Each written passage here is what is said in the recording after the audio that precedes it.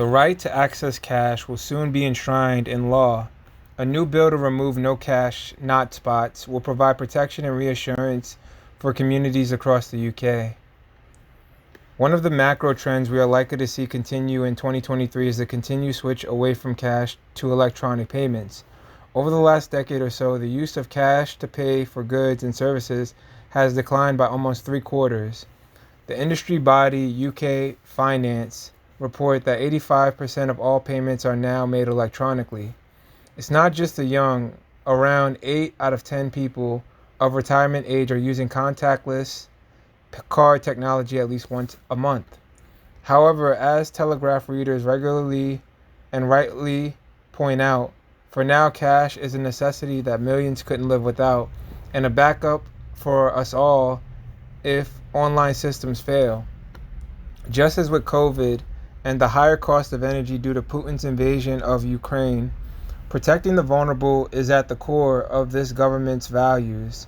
We will not leave behind rural communities, the elderly, or those who use cash to manage their personal finances as the UK undergoes this transition. That is why, for the first time since the ancient Celts began minting their own coins in the British Isles, 2023 will see communities benefit from a regulated right of access to cash, enshrined in law via the Financial Services and Markets Bill currently going through Parliament.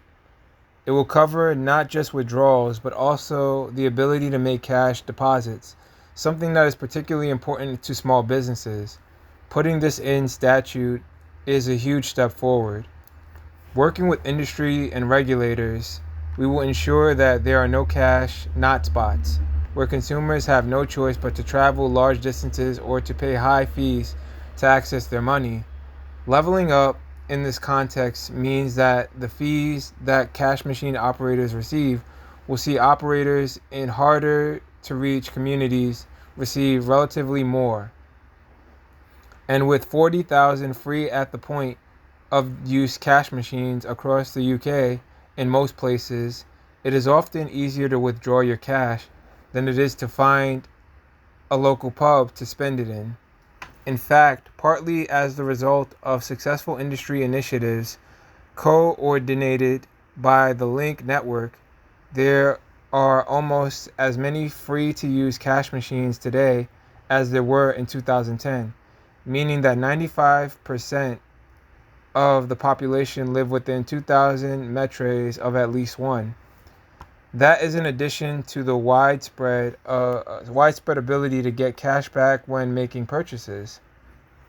For consumers, electronic payments can be more convenient, leave users less vulnerable to street crime, and provide an instant transaction record for protection purposes. No more fumbling with coins or having to have exact change for a parking meter.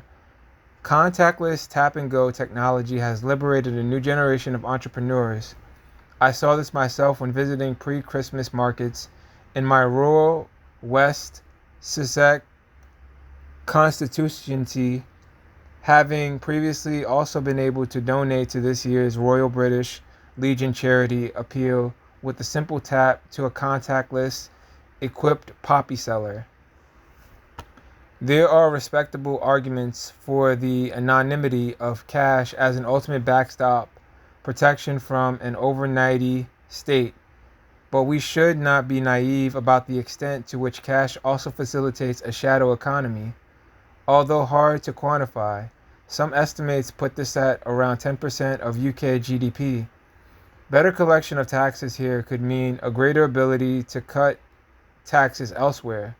The ability to work cash in hand has been cited as one pull factor for migrants leaving safe countries on mainland Europe to illegally cross the English Channel.